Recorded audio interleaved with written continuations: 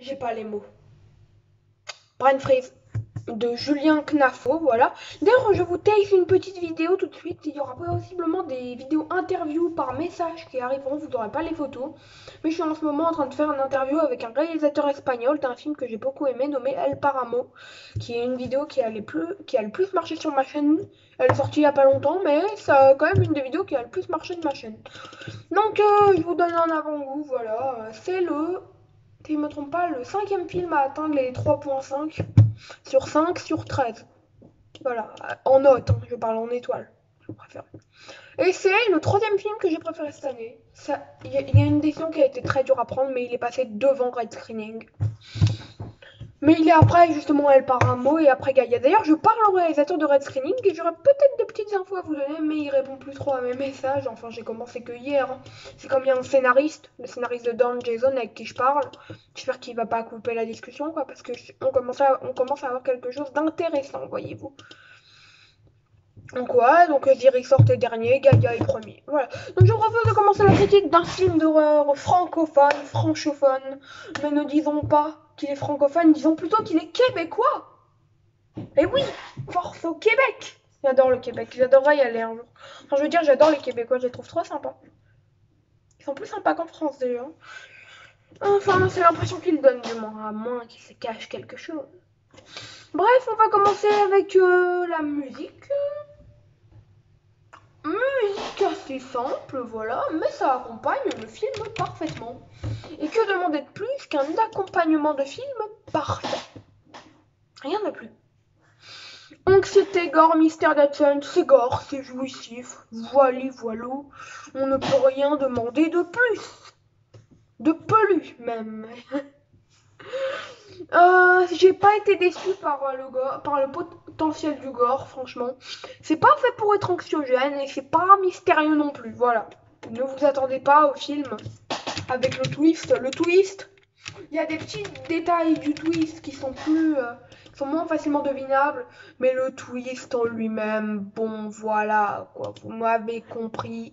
Je vais faire remonter sa note sur IMDb, voilà, parce qu'il a une petite note, il a moins.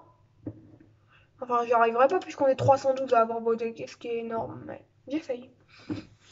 Ah, parce que j'ai un compte IMDb, voilà, c'est pour noter les films que j'ai pas sur Allociné. Sinon, ça me dérange. Mais je fais pas mes critiques sur IMDb. J'en ai fait une, je crois, vite.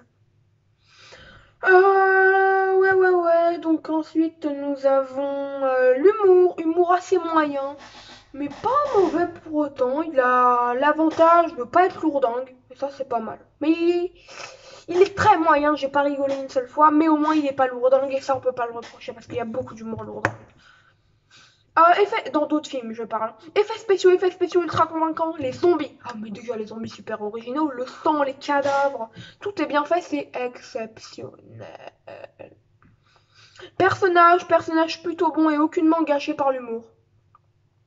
Voilà, voilà. Les jeux d'acteurs. Alors, Iani Bédard, si je ne me trompe pas, est très bon. Roy Dupuis n'est pas un mauvais acteur. Il a totalement réussi à me faire entrer dans son personnage. Enfin, à me faire entrer dans son personnage, je ne me suis pas identifiée, mais bref. Après, Simon, comment il s'appelle déjà? Simon, je ne sais qui, là. Simon Ouvrier, là, quelque chose comme ça. Je trouve. Ouais, Yanni Bédard. Je le cherche, je le cherche. Ah, ok, ah bah oui, c'est complètement loin. C'est Simon Olivier Fecteau, qui est plutôt bon dans son rôle de radioman. Je sais pas comment on dit. Marianne Fortier, franchement incroyable. Histoire est originale déjà, on n'a pas des histoires de zombies comme ça tous les jours. Ne nous mentons point, ne nous mentons point. Et la manière dont se propage le virus est tout aussi bonne. Ne nous mentons point.